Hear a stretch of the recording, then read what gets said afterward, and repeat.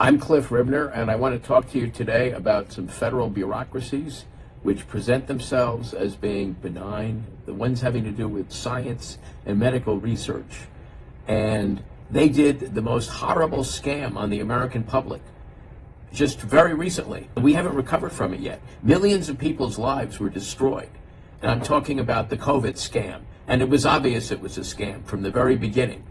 The whole idea that there was this deadly pandemic, like the bubonic plague, that was going to come and kill everybody, and we had to shut down the whole country. That's what the lie that was being spread, and it was being particularly perpetrated by Anthony Fauci. Anthony Fauci pretends to be Dr. Fauci. He would not be allowed to have privileges in a single hospital in America. And I know this. I've represented doctors in connection with privileges. You have to actually treat patients within the past year. Dr. Fauci has never once, he does have an MD, he may even have a PhD also, but he went right into the government. He's been nothing but a government bureaucrat hack his entire career, and he's never treated a single patient, and that's why he would not be allowed to get privileges at a single hospital in America. So the idea that he's America's doctor is totally nuts. And this guy was really out there pushing the dangers of COVID. It was very important to him to do this. And the reality is, he was involved in creating it. Dr. Fauci has personally control over billions of dollars of money that is allocated by Congress. They just give this bureaucrat the power to delegate it for research. And that gives him control over thousands of doctors to get them to do what he wants. He's got control of about $46 billion a year. Or this is what he had. He's no longer in the government, but this went on for years. This guy had control over $46 billion of research money that he got to pick who got it.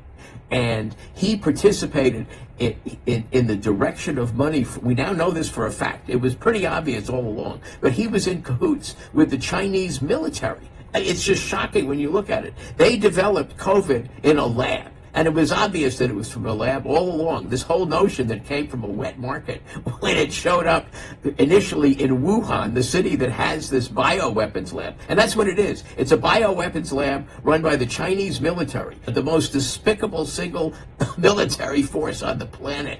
And he was making sure that they got funding to do what's called gain-of-function research. That's bioweapons research. It's research in which they take viruses and try to make them more deadly. That's literally what they do with that type of research. And he was involved with that, and it's not permitted anywhere in America. And for some crazy reasons, he wanted it done, and that was a place that was willing to do it. I don't know if he had any other affinity for the Chinese communists. He may well, because the man is clearly a Marxist. Our bureaucracy is packed with Marxists. The whole nature of bureaucracy is it's a collectivist organization inherently. It's a collective. That's what a bureaucracy is. And they are there to exercise power. And that's why people want to be in them. They want to have power over their other citizens. And in this case, Fauci had all kinds of power. The guy was never elected to anything, but he had the power particularly to delegate who got to get $46 billion a year in research money. And as soon as COVID began to show up, he immediately panicked and he sent emails to various doctors who were also involved in creating the virus. And they got together and they had an article written. They literally created their own fake research, or whatever you want to call it, their fake science. And the article was written to prove that it couldn't have come from a lab. And of course it came from the lab. And the lab had been given millions of dollars of American money. And we know that it's even more than we originally thought. We knew that it had been in the millions. It turns out it was in the billions. Anthony Fauci had sent billions of dollars. He used USAID, which was basically a slush fund for leftist causes. That's literally what it was. President Trump just got rid of it. And he used money that's where most of the money came from. It went to the Wuhan Communist Chinese weapons lab, and that's where it was created. So basically what he was doing with his whole spreading of panic about COVID, and it was a new virus. That's all. It wasn't particularly deadly. He wanted us to think it was much more deadly than it really was. So he would be the hero, showing how to deal with COVID. And he insisted along with all these other bureaucrats. Well, Ms. Burks, these are very visible bureaucrats, but there are the whole medical bureaucracy that's been created in this country, the NIH, there's all sorts of these agencies, the FDA, the CDC, they're all stinkholes of bureaucracy, and they all have control over the pharmaceuticals that we get and the research that gets done. They shouldn't have any of that power. It's totally, and in fact, even for the federal government to be spending any of that money on other people's research is unconstitutional. There's nothing in the Constitution that permits it. Article 1, Section 8 specifies that money that is collected by taxes can only be spent either for defense or for the general welfare. That type of research is not for the general welfare. It's for the people that are doing the research. That's who benefit from it. And anytime it's spent on anything other than for the general welfare, it's not constitutional. And it's very clear. And they pretend that the Interstate Commerce Clause gives them the power to do all this stuff. But in an opinion in the 19th century by Chief Justice Marshall, Gibbons v. Ogden, he said, you can see the language right now, he said that the Interstate Commerce Clause doesn't permit spending or anything else for health or under the pretext of health or safety or anything like that other than for defense. And that clause has nothing to do with defense. So it doesn't permit that type of spending. And it doesn't permit the agencies that are set up in its name. And that's the basis that has been used for setting up these agencies. The General Welfare Clause, and which doesn't permit, it limits what things can be, how the powers that are enumerated in Article 1, Section 8 can be applied. They have to be applied for the general welfare, not individual welfare. Very important.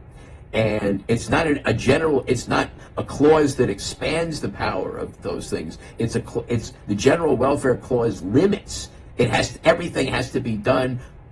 Even the enumerated powers have to be exercised only in a manner that is for the general welfare. That's what that clause means. And James Madison, who was a principal author of the Constitution, made that very clear in the Federalist 41. In fact, he mocked the notion that the General Welfare Clause permitted Congress to do anything they claimed was for the general welfare. It would be nonsense. It would be literally turning the Constitution's limitation of powers of the government on its head, because it would be opening a loophole the size of Jupiter. It would be so big. Basically, the General Welfare Clause would completely undo the whole purpose of the Constitution, which was to limit the powers of the federal government and to describe them with great specificity. And that's why that clause it's not a grant of authority, it's a limitation on the authorities that otherwise exist. And the Interstate Commerce Clause doesn't permit the federal government to create these science agencies. And these science agencies turned out to be monumentally destructive. The only purpose they can ever serve in reality as a practical matter is to gather information. That's really the only value they can have. But in fact, Anthony Fauci has spent his entire career doing things to expand their power and to expand his power. And he does this by frightening people. When AIDS was a big issue back in the 1980s, Anthony Fauci was out there basically telling people that anybody could get AIDS. He wanted to pretend that it wasn't strictly, as it was, a disease that the only people who got it were very promiscuous male homosexuals engaging in anal sex promiscuously, and junkies who shared needles. Nobody else could get it. It was very hard to contract.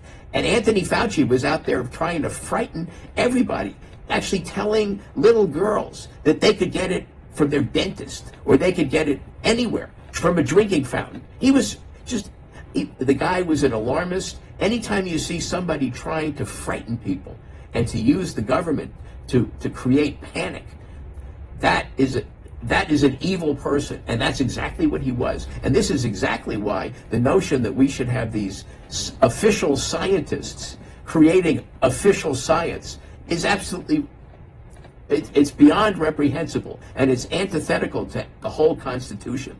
These people, they don't have any special scientific knowledge, and in fact, He was spreading lies, and those lies were being kept, and all the other bureaucrats. It's not just him, he's just the face of it. But all the other health bureaucracies were spreading panic, insisting that people do all these stupid measures, businesses to shut down. They forced shutdowns of every bar and restaurant in most of the cities in this country. They put them out of business. I had clients in that type of business. It was impossible to operate. And you saw it. Banks had these plastic things put up. I mean, it was crazy. And they told you had to be 6 feet apart. And they shut down the schools. And the teachers' unions insisted on the schools being shut down for 2 years, even though the possibility of anyone under the age of 20, we're talking about students, any student in any school getting COVID was less than 1 in 2 million. And none of them got it who didn't have there was not a single child on the planet who got COVID who didn't have a minimum of 2 comorbidities, 2 other really deadly, dangerous conditions that pre-existed the COVID. And they manipulated the statistics. What would happen was, as soon as these COVID deaths started to show up, Anthony Fauci was the arsonist going to the fire to be the hero. And the WHO was saying that the death rate from COVID was 43 times what the death rate was from the flu. That's what they were telling people in 2019 or beginning of 2020. And Anthony Fauci was saying, no, it's not quite that high. It's 10 times what the flu is. And the reality is, by March of 2020, we knew what the death rate from COVID was. There was what's called the National Bureau of Economic Research. It's a University of Chicago economists who analyzed the whole thing. And they analyzed the data, and the Japanese health bureaucracy who looked at, what it was is that there was this cruise ship, the Diamond Princess. They were treated like lepers.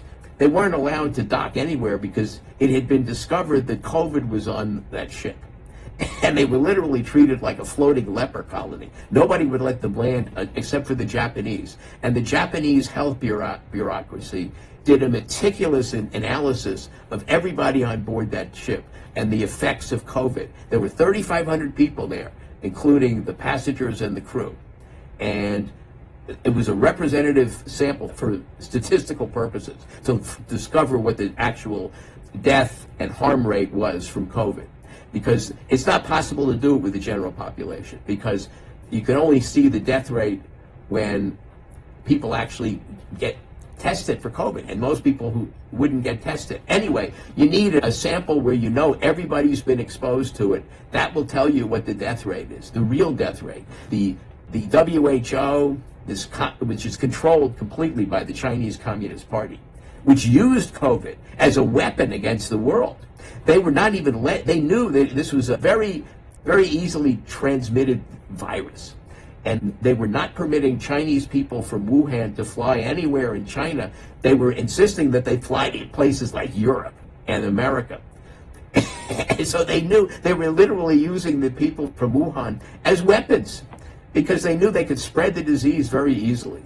Even though the reality is the death rate from this virus, it turns out of the 3,500 people who were on that ship, 80% had no symptoms whatsoever. And they were all exposed to it. It was impossible that they weren't, because it was the nature of a ship is it's very close quarters.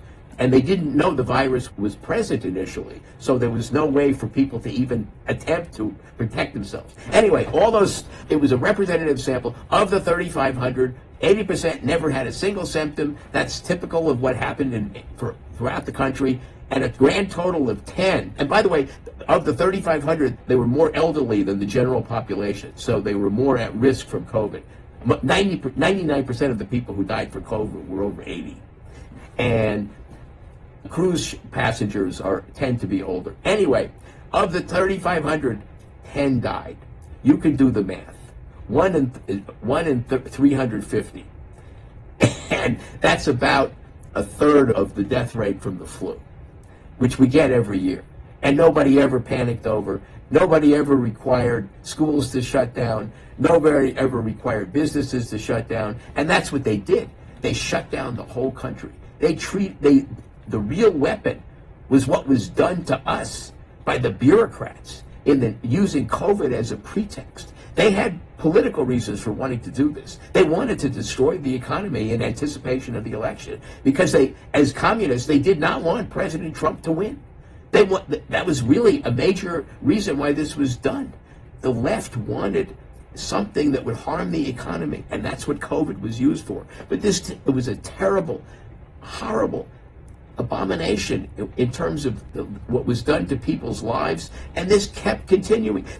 People lost their jobs. The combination of the fact that they knew that there were already existing treatments, they pretended none of those treatments would work, and we know now that they would.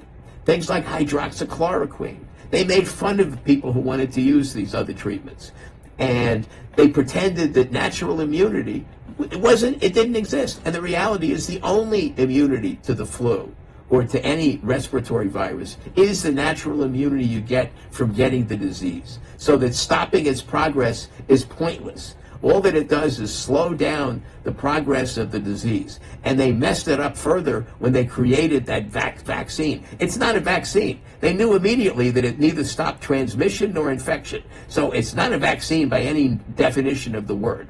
It's nothing like the polio. If the polio vaccine worked as badly as this one did, we've had massive deaths from polio every year. And this is a vaccine that requires constant boosters, like practically every 2 weeks. There isn't any real vaccine that requires boosters. And it turns out the vaccine has all kinds of adverse effects. The whole purpose of this mRNA thing, it changes the immune system in ways that we don't know. And it may be even like AIDS in terms of what it does. Anyway, the federal bureaucracy was all involved in creating this terrible situation, and the whole thing, they violated every right we have. Basically, by mandating that people stay in their homes, it was basically forced imprisonment. And by mandating that businesses close, it was just an absolute outrageous taking of those businesses. Those businesses should have been able to sue the people that forced them to close, and they weren't allowed to. And we're talking millions of people who work for those businesses, hundreds of thousands of businesses that were destroyed. And the economy was harmed worse than if we had been hit by nuclear weapons. It's that bad. And we're really just recovering from it now. The spending that was done was massive. It put us so deeply in debt, the trillions of dollars. And this was all done the damage was done by the bureaucrats pushing President Trump to order the shutdowns. Basically, we followed the policies of the Chinese Communist Party in terms of what was done. It's all completely nothing in the Constitution permits the federal government to order anything like this.